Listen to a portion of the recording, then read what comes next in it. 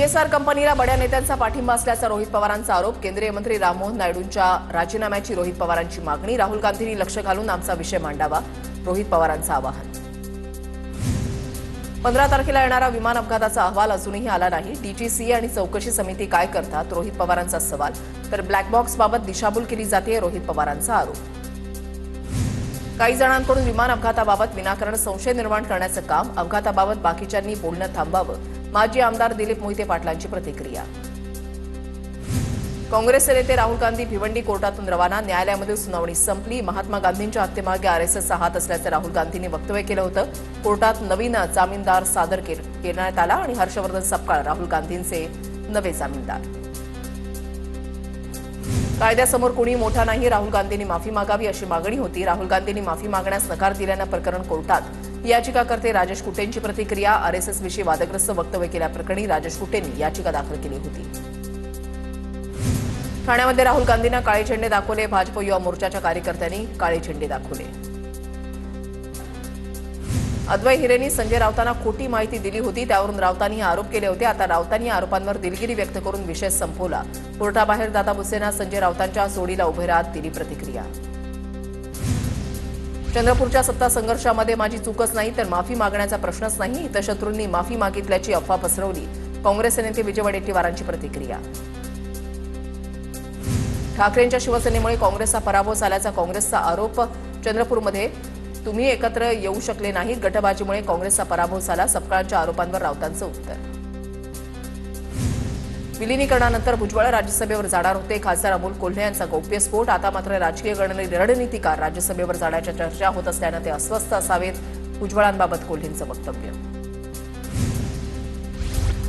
भुजबळांची अनेक वर्षांपासून दिल्लीमध्ये जाण्याची इच्छा। भुजबळांसाठी राज्यसभा योग्य सदन, राऊतांचं वक्तव्य। तर मोठमोठे विषय आम्हाला कळत नाहीत, अमोल कोल्हेंच्या दाव्यावर चंद्रकांत पाटलांचं प्रत्युत्तर। महायुतीचे 7 पैकी 6 लोक निवडून येणं पक्क, 1 जागा विरोधकांना मिळेल, ती कुणाला द्यायची हा त्यांचा प्रश्न। राज्यसभेच्या निवडणुकीवरून फडणवीसांचं विधान। ही जागा शिवसेनेचीच, राज्यसभेच्या जागेवरून आदित्य ठाकरे ठाम। तर काँग्रेससोबत कोणतीही चर्चा झाली नाही, आदित्य ठाकरेंची स्पष्टोक्ती। राज्यसभेसाठी शरद पवारांनी इच्छा व्यक्त केली तर चर्चा करावी लागेल। उद्धव ठाकरेंनी उमेदवार दिल्यास निवडून आणणं आमचं काम, मी पक्षाच्या निर्णयाशी बांधील असलेला नेता। राज्यसभेच्या जागेवरून संजय राऊतांचं विधान। अर्थसंकल्पीय अधिवेशनही विरोधी पक्षनेत्या विनाच होणार। विधानसभेनंतर आता विधान परिषदेमधील सुद्धा विरोधी पक्षनेतेपद रिक्त। अंबादास दानवेंची सदस्यता संपुष्टात आल्यानं परिषदेमधील पद रिक्त। काँग्रेसचाही 10% निकष पूर्ण होत नसल्यानं विरोधी पक्षनेतेपदाचा दावा रखडला। प्रतिबंधक विभागाला मंत्रालयामधून शिरवाळांच्या कार्यालयामधील सीसीटीव्ही फुटेज ताब्यात घेतले। ठोस पुरावे मिळवण्यासाठी लाचलुचपत प्रतिबंधक विभागाचे प्रयत्न सुरू। मंत्रालयामधील कंट्रोल रूममध्ये जाऊन सीसीटीव्ही फुटेज जमा केले। दिलदार असलेल्यांकडूनच अपेक्षा ठेवावी, आदित्य ठाकरेंच्या विरोधात उमेदवार न देणं याला म्हणतात मोठं मन। ठाकरे सेना मनसेतील स्वीकृत नगरसेवकाच्या मुद्द्यावर संतोष धुरेंची टीका। संतोष देशमुख खून प्रकरणाची आज बीडच्या विशेष मकोका न्यायालयामध्ये सुनावणी। आरोप निश्चितीनंतर आज प्रथमच खून आणि खंडणी प्रकरणावर युक्तिवादाची शक्यता। पोलिसांच्या मदतीनं गाय वासरांची तस्करी चालते, पोलीस अधिकाऱ्यांना राजकीय संरक्षण असल्याचं दिसतंय, एकनाथ खडसेंचा आरोप। महाजनांचा फोटो ठेवून पोलिसांचं स्टेटस एकनाथ खडसेंनी दाखवलं। अहिल्यानगरचे माजी महापौर अभिषेक कळमकर यांच्यावर अत्याचाराचा गुन्हा। अभिषेक कळमकर यांच्यावर 25 वर्षीय तरुणीकडून अत्याचाराचा गुन्हा। शाळेमध्ये नोकरी लावण्याचा आमिष दाखवून अत्याचार केल्याचा आरोप। अत्याचाराचे व्हिडिओ काढून ब्लॅकमेल केल्याचाही तरुणीचा आरोप। गुन्हा दाखल झाल्यानंतर अभिषेक कळमकर फरार। बेस्ट उपक्रम तसंच बेस्ट कर्मचाऱ्यांचे प्रश्न सोडवण्यासाठी कामगार सेनेकडून मोर्चा काढण्याचा इशारा। कामगारांच्या पगारवाढीसाठी रस्त्यावर उतरून आंदोलन करणार, विधिमंडळ सभागृहामध्ये आवाज उठवणार, आमदार सचिन अहिर यांचा इशारा। पुणे जिल्ह्यातील सणसवाडी गावच्या उपसरपंचपदी डॉक्टर मोहन हरगुडेंची बिनविरोध निवड। ग्रामपंचायतीमध्ये ग्रामस्थांच्या उपस्थितीमध्ये हरगुडेंनी पदभार स्वीकारला। वाशिममध्ये मुदत संपणाऱ्या 163 ग्रामपंचायतींच्या प्रभाग रचनेचे आदेश जारी। निवडणुकीच्या हालचालींना वेग येणार, इच्छुक उमेदवारांकडून मतदारांशी संपर्क वाढवण्यास सुरुवात। शिंदखेडा तालुक्यामधल्या 10,000 हेक्टर क्षेत्र बागायत करणार। सुलवाडे जामफळ योजनेअंतर्गत 54 गावातील पाईप पूजन सोहळा। मंत्री जयकुमार रावल यांचं आश्वासन।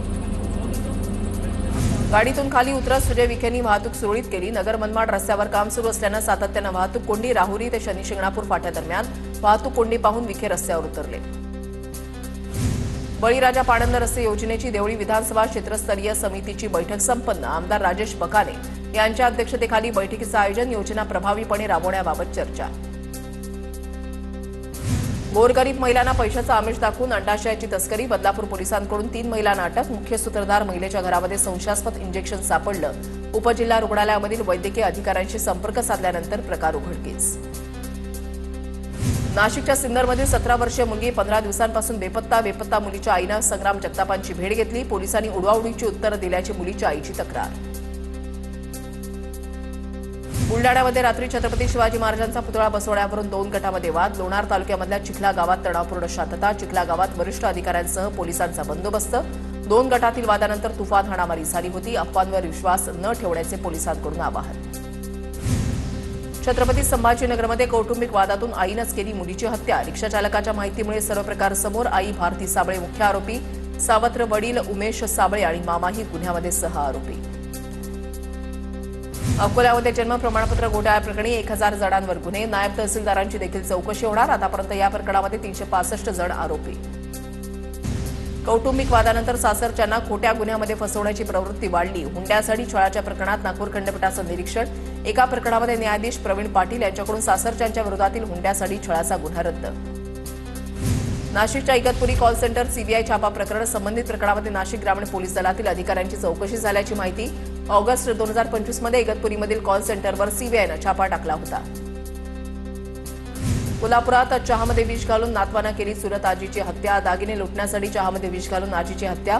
विषारी चहा प्यायल्यानं आजी उमा भिवंगडे यांचा मृत्यू. आरोपी प्रेम भिवंगडेला पोलिसांनी ठोकल्या बेड्या. छत्रपती संभाजीनगरमध्ये शिवजयंतीच्या मिरवणुकीमध्ये गर्दीचा फायदा घेत चोरीच्या घटना. 12 महिलांचे मंगळसूत्र आणि 3 तरुणांच्या साखळ्या चोरीला. क्रांती चौक पोलीस स्थानकामध्ये गुन्हा दाखल. अमरावतीमध्ये पुन्हा चोरी. चोरट्यांनी 3 घरं फोडली. संपूर्ण घटना सीसीटीव्हीमध्ये कैद. शहरामध्ये चोरीच्या घटनांमध्ये वाढ. रेवासा मार्गावरील देवी अपार्टमेंटमध्ये पहाटेच्या वेळेला चोरी.